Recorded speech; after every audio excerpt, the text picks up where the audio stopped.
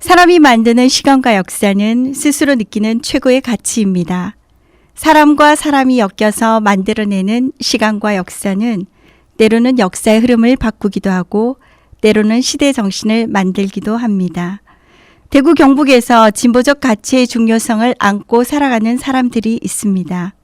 20% 언저리 소수이며 지역 정서에 쉽게 융합되지 못하는 사람들이지만 지역 구성원의 20%나 되는 결코 작지 않은 지역의 한 축을 담당하는 사람들입니다. 왜 소수를 자처하며 진보적 가치를 버리지 못하는지, 이 사람들은 어떤 생각을 하고 어떻게 살아왔으며 현재를 살고 있는지, 앞으로 어떻게 살아갈 것인지 궁금하지 않습니까? 의외로 주변에 많지만 특별한 이벤트가 아니면 자주 만나기도 힘든 대면대면한 관계의 어색함은 역사의 흐름을 바꾸고 시대 정신을 만드는데 방해 요소라는 생각이 들었습니다. 한 사람의 인생 이야기를 통해 같이 기뻐하고 같이 슬퍼하는 공명이 시작된다면 딱딱함과 완고함으로 대표되는 지역 정서도 조금은 유연해지리라 기대합니다. 팀 사람과 사람이 만드는 미친 개미들의 세상 이야기, 평범함 속에서 특별함을 느껴주십시오.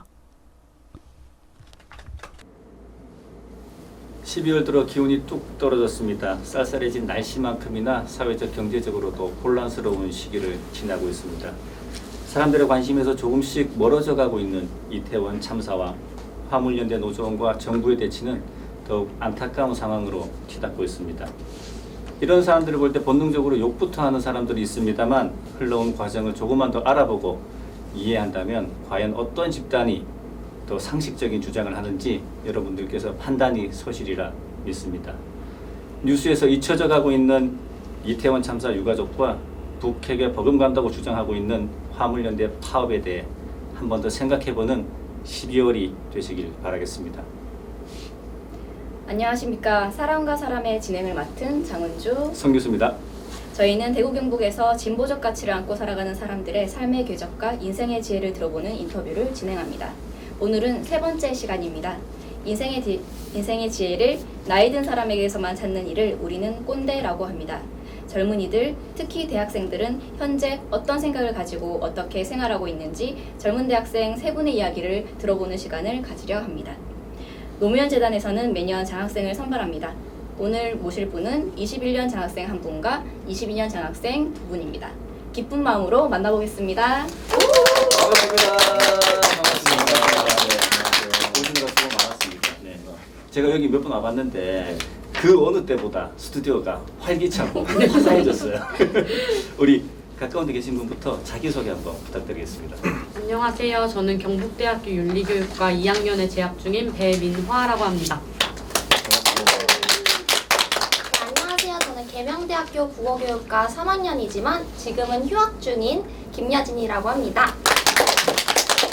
네, 안녕하세요. 저는 계명대학교 정치외교학과 4학년 강진철입니다. 반갑습니다. 분위기 너무 좋은데요. 카메라 앞에 서시니까 느낌이 어떻습니까? 떨려요. 그래요? 떨리긴 하는데 아까 뭐 리허설도 해보고 해서 그런지 그냥 하던 대로만 하면 이렇게 잘 되지 않을까 싶기도 하고요. 네. 우리 조회수를 책임져 줄 세 분이니까요. 네. 책임이 박중합니다. 네. 오늘 하여튼 화이팅 부탁드리겠습니다. 파이팅 네. 해보겠습니다. 네. 아까 소개를 들었는데 네. 노무현 재단의 장학생으로 선발되셨잖아요. 네, 네. 노무현 재단의 장학생으로 선발됐을 때 주변의 반응 어땠는지 네. 제 끝에 계신 분부터 한번 말씀드려보겠습니다. 일단 부모님께서 굉장히 좋아하셨는데요. 부모님께서 페이스북 같은 거 잘 안 하시는데 페이스북에도 막 자랑을 하시고 또 부모님 친구 중에 이제 재단에서 일하시는 분이 계신데 전화를 해서 막 자랑을 하시고 그런 모습을 보면서 너무 뿌듯했고 정말 부모님께 굉장히 큰 선물을 드린 것 같다 그런 생각이 들었고 주변 친구들도 축하를 해주고 그랬던 기억이 납니다. 그 공부해서 장학금 받으시면 부모님께서 또 좋아하시죠. 그렇긴 한데 이게 재단 장학금이 네. 이 액수적인 측면에서는 뭐 훨씬 더 훌륭한 장학금이기 때문에 더 좋아하셨던 것 같아요. 그래, 금액 예. 그렇습니다. 네, 그럼 김효진님. 저는 부모님이랑 친하신 이모 삼촌분께서 아시고 계셨는데 제가 면접이 끝난 후에 가서 얘기를 드렸어요. 이러이러한 질문이 나왔습니다 하고 얘기를 했었을 때 면접 질문이 너무 까다로운 거 아니냐, 난이도가 너무 높다 이러셔가지고 걱정을 했어요. 제가 떨어질까봐. 근데 되어가지고 다들 되게 기뻐해 주시고 자랑스러워해 주시고 해서 저도 덩달아서 더 기뻤습니다. 면접이 힘들었다고요? 네. 혹시 기억나는 면접 질문 같은 거? 네. 제가 기억나는 것 중에 제일 까다로웠던 거는 비정규직을 정규직으로 전환하는데 찬성하는가에 대해서 찬성인지 반대인지 의견을 밝히고 그 이유에 대해서 정말 구체적으로 설명을 해야 되는 질문이 있었어요. 그 질문에 대해서 어떻게 답변을 해야 할까 생각하다가 즉흥적으로 답을 하는데 굉장히 애를 먹었습니다. 그래요? 어떤 답변했는지 지금 들어볼 수 있어요? 지금은 기억이 명확하진 않지만 요약해보자면 비정규직도 정규직과 같이 생활하고 이렇게 업무를 하는데 같이 했을 때는 전혀 문제가 없다가 정규직으로 전환하려고 할 때 능력이 부족하다라는 등의 의견을 펼치는 것은 굉장히 모순이 있다라고 생각을 했고 그 분들 다 각자 개인의 능력치가 있기 때문에 이는 정규직으로 전환을 해도 문제가 없을 것이다 라고 답변을 한 게 기억이 납니다. 말씀을 너무 잘하시는데 1등이죠 저분이. 자 그럼 그 옆에 이제 배미나님 네. 그 주변 반응이요? 반응 어땠습니까? 일단 아버지께서 처음 저한테 노무현 장학생이라는 게 있다라고 말씀해 주셨었거든요. 그때 아버지께서 솔직히 제가 전남 사람이라서 전남을 지원하기를 바랬는데 제가 뭔가 활동하기에도 그렇고 대학교도 대구에서 다니고 있으니까 여기로 지원하겠다라고 해서 뭔가 안 될 수도 있다라는 걸 감안하면서도 지원했었는데 됐다라는 거 듣고 나서 바로 아빠한테 전화했거든요. 그랬더니 아빠가 살면서 대학교 합격했을 때 다음으로 기쁜 목소리로 자랑스럽다고 말씀해 주셨었어요. 그때 그 느낌이 지금 막 전해지는 것 같아 지금. 아 그러시구나. 네. 이미 노무현과 인연이 있는 분들이 있을 것 같은데 성장 과정이나 부모님이나 방금도 말씀하셨었잖아요. 부모님이나 주변의 영향을 많이 받았을 것 같거든요. 노무현 대통령은 어떤 의미로 다가오나요? 제가 기억나는 게 하나 있는데 제가 중학교 1학년 때 사실 대통령님이 서거 소식을 그날 라디오에서 들었습니다. 그래서 그날 듣고 제가 어머니께 말씀을 드렸는데 어머니께서 모르시고 계셨다가 제 전화를 받고 이제 뉴스를 보시고 나서 아셨다고 하시더라고요. 일주일 정도 굉장히 거의 맨날 우시면서 굉장히 슬퍼했던 모습을 보면서 제가 되게 충격을 받았던 기억이 납니다. 제가 중학생이라서 잘 많이는 몰랐는데 어떤 분이시길래 부모님이 이렇게 슬퍼하실까 생각을 했고 또 학교에서도 자체적으로 저희끼리 대통령님을 추모하는 어떤 그런 자리를 마련하기도 했고 그래서 굉장히 저한테는 큰 한 해 기억으로 남아있고 또 이제 성장하면서 오히려 대통령님의 어떤 업적들이나 이런 것들을 보게 되면서 또 새로운 기억으로 이렇게 좀 생기게 된 것 같아요. 저는 이제 낡은 기억이라고 얘기를 드릴 수 있는데요. 어릴 때 대통령이라는 존재와 그 단어의 뜻은 모르지만 이런 사람이 있었다라는 것을 기억을 하고 있었어요. 근데 한동안 몰랐다가 변호인이라는 영화가 개봉을 하면서 그걸 보고 저게 실제 이야기인데 한 분의 이야기다라는 것을 보고 사진을 보니까 어릴 때 봤던 얼굴이 기억이 나더라고요. 그렇게 해서 익혀진 것도 있고 또 어머니 아버지께서 노무현 재단 회원이셔서 또 익히 들어온 얘기도 있었는데 그렇게 저에게는 노무현 대통령님 그런 의미로 다시 낡은 기억을 꺼내왔습니다. 그렇군요. 배미나님.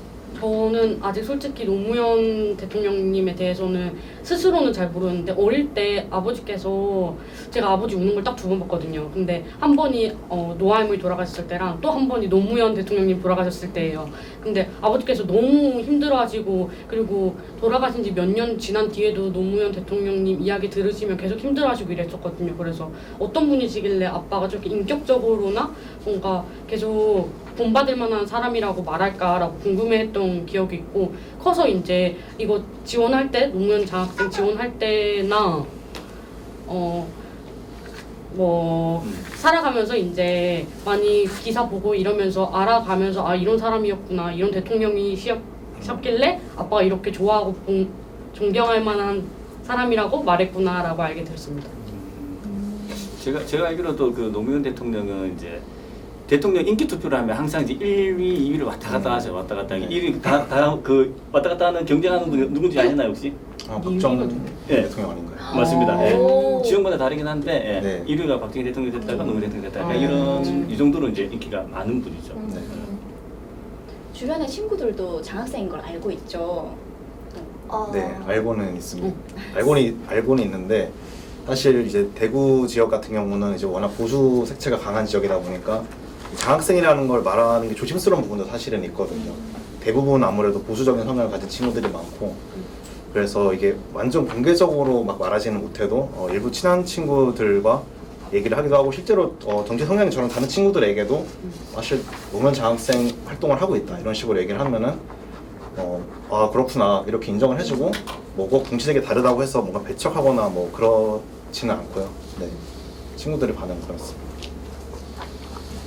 자, 다른 또 김혜진님은 어떨까요? 저는 친구들이 많이들 알고 있진 않아요. 친구들 중에서 그냥 어렴풋이 얘가 어떠한 장학재단에 들어갔다라는 것만 인지하고 있는 상태이고 제가 이제 노무현 장학재단 친구들이랑 같이 활동을 하고 하면은 아, 이 친구가 또 낯선 사람이랑 어울리는 걸 좋아해서 또 어떤 변화를 만드는 활동을 하고 있구나라는 거를 인지하는 정도의 알림이 있었어요.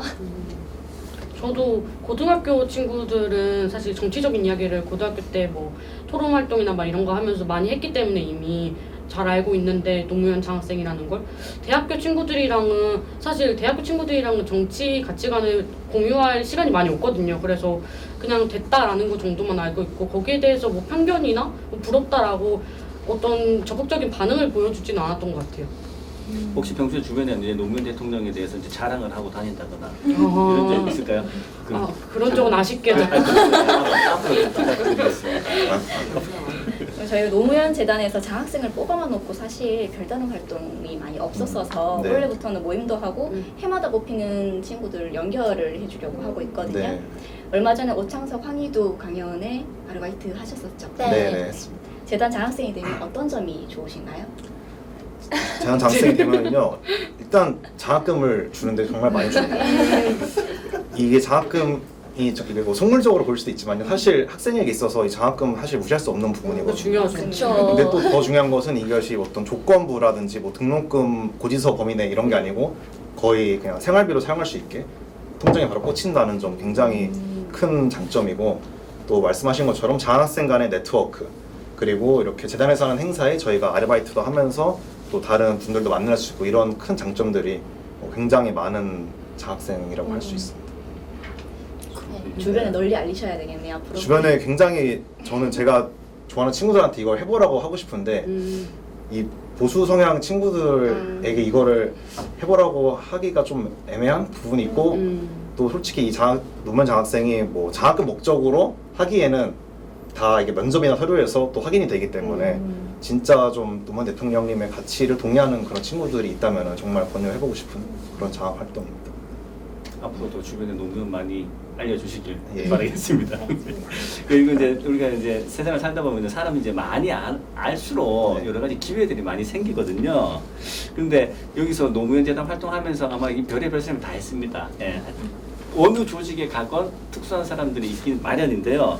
우리 이 세 분이 보실 때 노무현 재단의 이제 대학생들에 대한 참여를 좀 더 이끌어내기 위해 어떤 게 필요하다고 생각하시는지 우리 김은아님. 네.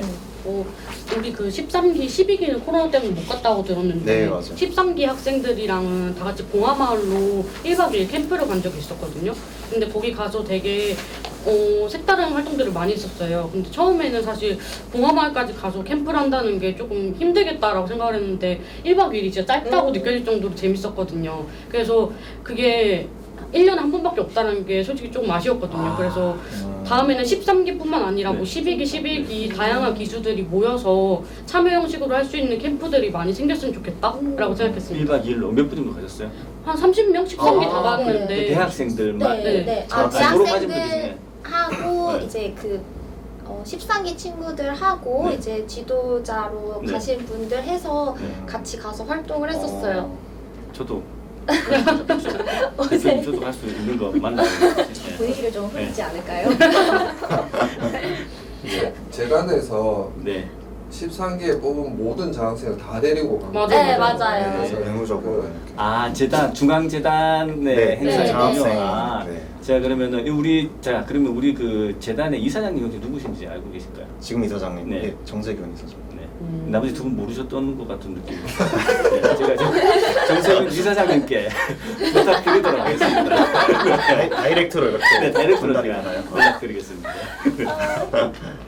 네, 우리 이 영상을 보고 계시는 상임 대표님께서는요, 우리 요분들 의견 꼭 받아주시어서 상임 대표님께서는 정세균 이사장님께 보고해서 이게 1년에 한 번이 아니라 뭐 한 분기에 한 번 정도 할 수 있도록 우리 장학생들의 요구 사항이었습니다.